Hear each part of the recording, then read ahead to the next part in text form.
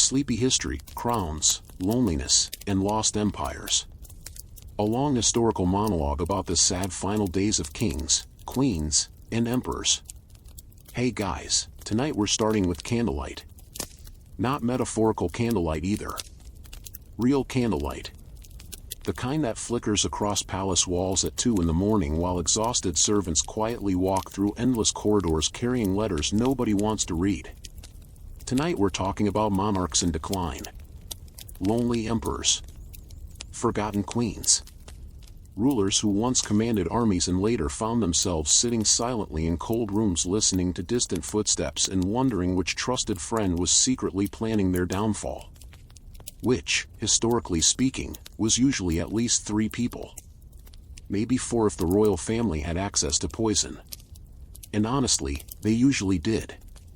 So tonight, lower the lights. Get comfortable. Maybe grab a blanket. And let's slowly wander through the strange and tragic final chapters of history's greatest rulers. Because the fascinating thing about crowns is that they look incredibly glamorous from a distance. But up close, many were basically expensive anxiety devices covered in jewels. Very shiny emotional suffering. Part 1, The Old Emperor of Rome. Tiberius and the Island of Fear. Ancient Rome loved spectacle. Crowds screaming inside arenas. Marble temples glowing beneath Mediterranean sunlight. Senators pretending to be morally superior while quietly bribing everyone nearby. Rome was loud, violent, competitive. And sitting at the center of this enormous machine was Emperor Tiberius. Now Tiberius is fascinating because unlike many Roman emperors, he actually seemed capable of governing. Which already made him suspicious by Roman standards. He was disciplined, serious, experienced in military command. But emotionally, the man seemed permanently tired of humanity. And honestly, fair enough. Roman politics resembled a dinner party hosted by people who all secretly planned assassinations between courses. Tiberius inherited the empire after Augustus died. Augustus had carefully built stability after decades of civil war. He managed Rome through intelligence, manipulation, diplomacy, propaganda, and what appears to have been endless patience. Tiberius inherited all of it. And immediately looked like a man who accidentally opened 73 unread work emails before breakfast.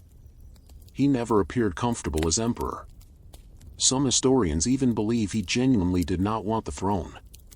Unfortunately, ancient monarchies were not especially interested in emotional consent. Eventually Tiberius became increasingly withdrawn. Political paranoia surrounded him constantly. Informants whispered everywhere. Senators feared accusations. Trials multiplied. And over time, the emperor himself drifted further away from Rome. Finally he abandoned the capital and retreated to Capri. Now modern Capri looks relaxing. Beautiful cliffs. Blue water. Luxury hotels. People drinking expensive coffee while pretending they enjoy olives more than ordinary humans do. But Tiberius Capri became something darker. An isolated palace filled with suspicion.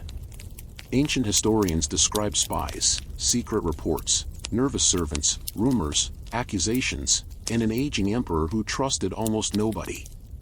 Imagine ruling the largest empire in the Mediterranean while secretly believing everyone hated you. Which, to be fair, many people probably did. Still, that level of isolation changes the human mind. Tiberius became increasingly bitter. He avoided public life. He relied on informants. He withdrew emotionally from the empire itself. And Rome responded with gossip. Rome absolutely loved gossip. Ancient historians describe horrifying rumors about Capri. Now Roman writers exaggerated constantly. If an emperor sneezed strangely, somebody eventually turned it into a 12-volume story about moral collapse. Still, even beneath exaggeration, a clear image emerges. Tiberius became lonely. Profoundly lonely. And perhaps frightened. Because the terrifying thing about absolute power is this. Eventually you stop knowing whether anybody around you is sincere. Servants obey because they must. Politicians flatter because they fear consequences. Friends become cautious. Family becomes dangerous. And suddenly the emperor of Rome cannot trust simple conversation anymore. By the time Tiberius approached death, he resembled less a triumphant ruler and more a tired old man hiding from an empire that exhausted him. Some sources claim he died naturally. Others suggest suffocation, which honestly feels very Roman. Even dying peacefully apparently required political disagreement. And when news reached Rome, many celebrated. No great mourning. No overwhelming grief. Just relief. Imagine dedicating your life to ruling the known world only for the public response to be, well, anyway. Brutal. Part 2, Caligula. When trauma meets unlimited power. If Tiberius was lonely, Caligula was chaos. Now Caligula remains one of history's most infamous emperors. And historians discussing him often sound like exhausted babysitters describing a child who somehow gained control of the national treasury. At first, Rome adored him. That's important. People celebrated when he became emperor. He was young, charismatic, popular, and perhaps most importantly, he was not Tiberius, which alone probably earned him several weeks of public affection. His real name was Gaius. Caligula came from tiny military boots he wore as a child around Roman army camps. So yes, one of Rome's most terrifying rulers was essentially remembered forever by a childhood nickname meaning little boots. History can be deeply unserious sometimes. Caligula's early life was filled with trauma. His family suffered political purges, executions, fear, humiliation.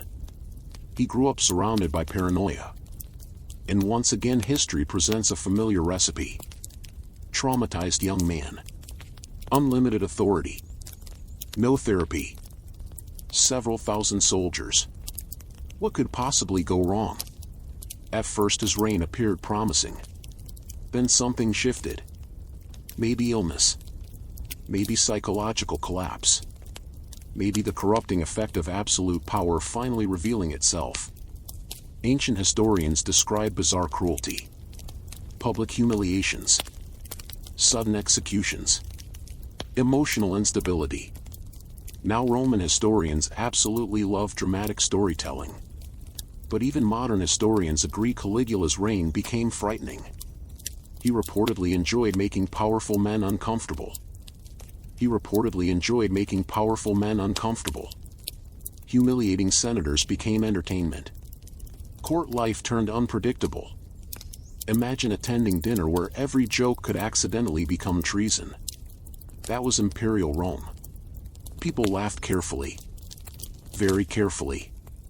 And beneath all the bizarre stories sits something deeply sad. Caligula appeared desperate for emotional dominance. Not merely political control. He wanted fear. Total fear. Perhaps because frightened people cannot abandon you emotionally. At least temporarily. But terror eventually destroys loyalty. And eventually even Rome had enough. Which is impressive because ancient Rome tolerated an astonishing amount of madness. This was a civilization where crowds casually watched executions while eating snacks. Yet Caligula still managed to make everyone uncomfortable. In AD 41, members of his own guard assassinated him inside the imperial palace. Suddenly. Violently. The emperor who wanted complete control died in confusion and panic surrounded by betrayal. And honestly that ending feels strangely symbolic. Because tyrants often spend years trying to terrify everyone else, while secretly being terrified themselves. Part 3, Nero and the Need to be Loved. Now we arrive at Nero. The emperor who wanted applause more than stability. Which is generally not ideal leadership energy. Nero became emperor very young. At first his reign seemed hopeful. Advisors managed much of the government. Rome remained relatively stable. But gradually Nero drifted toward performance, vanity, and emotional instability. He loved music, theater, poetry. He desperately wanted artistic admiration. Now modern audiences may think, that sounds harmless. But Roman elites absolutely hated it. Roman emperors were supposed to appear disciplined and dignified. Meanwhile, Nero wanted to perform dramatic songs in public while audiences sat trapped for hours pretending his voice was magnificent. Imagine mandatory emperor talent shows. Nobody allowed to leave. Guards nearby. That is not entertainment anymore. That is psychological captivity with background music. Nero's emotional world revolved around attention. Praise became addictive. And the more admiration he demanded, the more unstable he appeared. Soon executions increased. Conspiracies spread. Family relationships collapsed, including his relationship with his mother, Agrippina. Now Agrippina herself was intensely ambitious. She helped place Nero on the throne.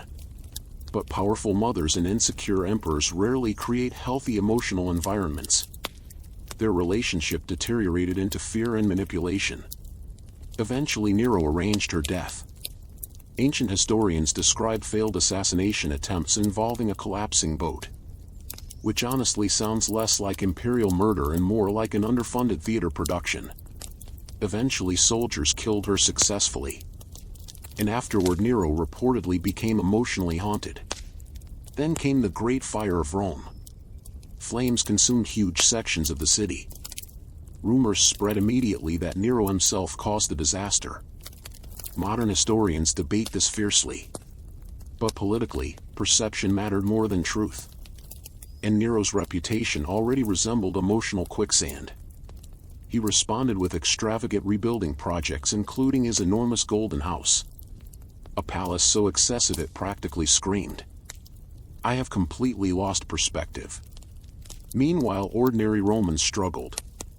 The emotional gap between ruler and population widened.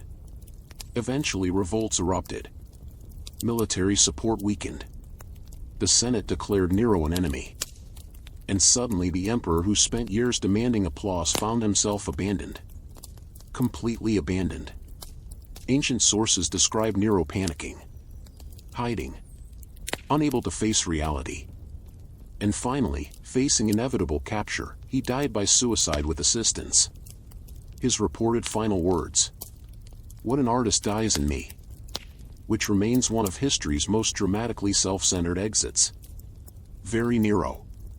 Even at the end, he still imagined himself performing. Part 4, The Sadness of Mary, Queen of Scots. Now let's leave Rome entirely. We move north into cold castles and grey skies. Welcome to 16th century Scotland. A land filled with religious conflict, suspicious nobles, political violence, and enough damp stone architecture to emotionally exhaust modern interior designers. And at the center stood Mary, Queen of Scots. Mary became queen as an infant, which is already a terrible start to life. Most babies are learning basic coordination. Mary inherited a kingdom. She spent much of her youth in France surrounded by elegance, education, music, and courtly sophistication. France shaped her into a Renaissance queen. Unfortunately, Scotland operated more like an armed argument covered in rainwater. When Mary returned home, she entered an unstable nation divided by religion and political ambition. Many nobles distrusted her. Some feared Catholic influence. Others simply wanted more power. And hovering above everything was the uncomfortable reality that female rulers faced constant scrutiny. Mary's marriage to Lord Darnley quickly deteriorated. Darnley was jealous, immature, ambitious. The relationship collapsed into resentment and distrust. Then came murder. Darnley died after an explosion destroyed his residence. His body was discovered outside. Suspicion spread immediately. And things became far worse when Mary soon married the Earl of Bothwell, a man many suspected of organizing the murder. Historians still debate Mary's exact involvement. But politically the damage was catastrophic. Scottish nobles rebelled. Mary lost power. lost support. Eventually she fled to England seeking protection from Queen Elizabeth I. This turned out to be one of history's least successful requests for asylum, because Elizabeth viewed Mary not as family, but as a threat. Mary possessed royal blood and Catholic legitimacy. To many Catholics, she looked like the rightful Queen of England, which made her dangerous simply by existing. And so Mary spent nearly 20 years imprisoned. Imagine the emotional loneliness. A queen reduced to guarded rooms, watching seasons pass through windows, hearing distant political news about a world she could no longer influence. Years became decades. Hope slowly narrowed, and eventually letters linked Mary to plots against Elizabeth. Whether she fully intended treason remains debated, but England acted decisively. Mary was sentenced to death. In 1587 she walked calmly toward execution. Witnesses described dignity, composure, strength. And perhaps the saddest part is this: Mary spent most of her life controlled by forces larger than herself. Religion, dynasty, politics, male ambition. She was born into power but rarely allowed genuine control over her own destiny. History transformed her into legend, but beneath the legend stood a lonely woman trapped inside royal catastrophe. Part 5, Ivan the Terrible. Fear inside the Kremlin. Now we travel eastward into Russia. Snow-covered cathedrals, frozen rivers, dark forests stretching endlessly beneath winter skies. And inside the Kremlin sat Ivan IV. Ivan the Terrible. Now technically terrible historically meant something closer to awe-inspiring or fearsome. Still, after studying his reign, terrible feels emotionally appropriate. Ivan's childhood was brutal. His father died young. His mother died mysteriously. Nobles fought viciously around him. Young Ivan reportedly experienced humiliation, neglect, fear, and instability. And once again history presents its favorite horrifying formula: traumatized child plus unlimited authority. This almost never ends peacefully. As ruler, Ivan initially showed intelligence and energy. He expanded territory, reorganized government, strengthened central authority. But psychologically he became increasingly unstable. Suspicion consumed him. He feared betrayal constantly. And frightened rulers often create terrifying governments because they begin seeing enemies everywhere.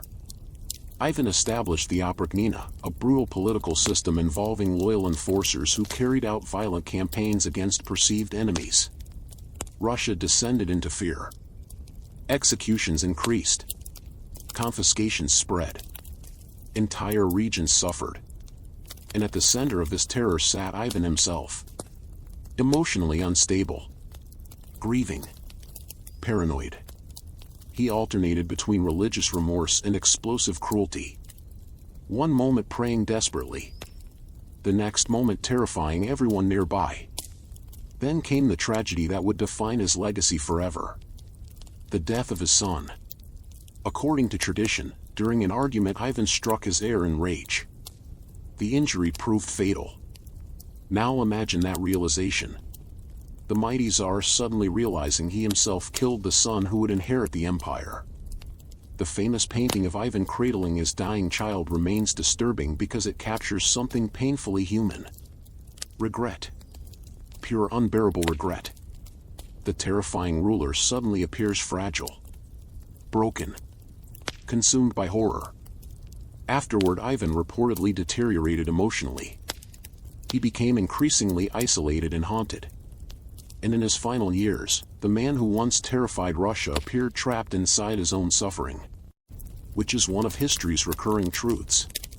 Tyrants often destroy themselves long before history finishes destroying them.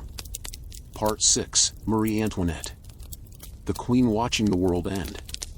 Now we enter revolutionary France. A place where powdered wigs somehow coexisted with starvation, financial collapse, and political catastrophe. Which, in hindsight, was not especially sustainable. Marie Antoinette arrived in France young, foreign, and heavily scrutinized. Everything she wore became political. Everything she spent became scandal. Everything she said became gossip. Meanwhile, France itself drifted toward disaster. Food shortages worsened. Public anger increased. Economic crisis deepened. And Versailles continued functioning with astonishing detachment from reality. Honestly, the royal court often resembled people hosting elegant ballroom dances while the foundation beneath the building quietly collapsed. Marie Antoinette became a symbol. To ordinary people, she represented aristocratic luxury and excess. Whether fair or unfair no longer mattered politically. Symbols are rarely treated gently during revolutions. Pamphlets mocked her relentlessly. Rumors spread constantly. And slowly the monarchy lost emotional legitimacy. Then revolution exploded. Crowds marched. Fear spread. The royal family hesitated repeatedly, hoping stability might somehow return. It did not. Eventually they attempted escape. The plan failed disastrously. After that failure, public trust collapsed almost completely. Soon the royal family became prisoners. Former rulers confined inside guarded rooms while newspapers publicly humiliated them. Imagine the emotional shock. Growing up believing monarchy was sacred, only to watch crowds demand your execution. Louis XVI died first. Then Marie Antoinette waited alone. During imprisonment she lost status, power, privacy, friends. Even her children were separated from her. By the time she faced execution, witnesses described exhaustion and grief etched across her appearance. The glamorous Queen of Versailles now looked emotionally shattered. Yet she remained calm, dignified, almost eerily composed. And on the day of her execution, crowds watched silently as the former queen rode toward the guillotine through revolutionary Paris. No magnificent carriage. No ceremony. Just a condemned woman moving slowly through the ruins of her world. And perhaps that is the haunting thing about revolutions. They do not merely destroy governments. They destroy realities. Entire systems of belief collapse at once. And human beings caught inside those collapsing systems often cannot emotionally understand what is happening until it is far too late. Part 7. The Loneliness of Power. One strange pattern appears again and again throughout history. Power isolates people. Especially absolute power. At first, rulers appear surrounded constantly. Servants, advisors, courtiers, soldiers, guests. But emotionally, many become profoundly alone. Because eventually nobody speaks honestly anymore. Fear replaces sincerity. Flattery replaces trust. And rulers slowly lose contact with ordinary emotional reality. A paranoid emperor sees enemies everywhere. A grieving queen withdraws emotionally. A frightened tyrant becomes cruel. An entire nation suffers because one isolated person controls too much authority. History is filled with lonely palace rooms. Late-night footsteps echoing through corridors. Old rulers staring silently into candlelight while wondering who secretly hates them. And honestly, after studying enough royal history, crowns begin looking less like rewards and more like decorative anxiety helmets. Very expensive anxiety helmets. But still, anxiety helmets. Final reflection. So tonight we wander through lost empires and lonely palaces. Tiberius hiding from Rome. Caligula drowning inside instability. Nero begging for applause while losing everything. Mary Queen of Scots imprisoned for decades. Ivan the Terrible consumed by regret. Marie Antoinette watching her world collapse beneath revolutionary fury. And across all these stories, one truth keeps appearing. Power cannot protect human beings from loneliness. Sometimes it makes loneliness worse. Because behind every crown stood an ordinary human mind struggling with fear, grief, pride, exhaustion, ambition, or regret. History often presents monarchs like giant statues carved from marble. But when you look closely, many were simply frightened people trapped inside impossible systems. Human beings wearing crowns while desperately pretending they were not emotionally collapsing. Which, historically speaking, rarely worked for very long. Anyway guys, hopefully by now you're feeling sleepy, relaxed, and slightly grateful you do not currently rule a collapsing empire filled with suspicious nobles and poison mushrooms. Thank you for listening. And I'll see you next time for another slow journey through the strange and tragic corners of history. Good night.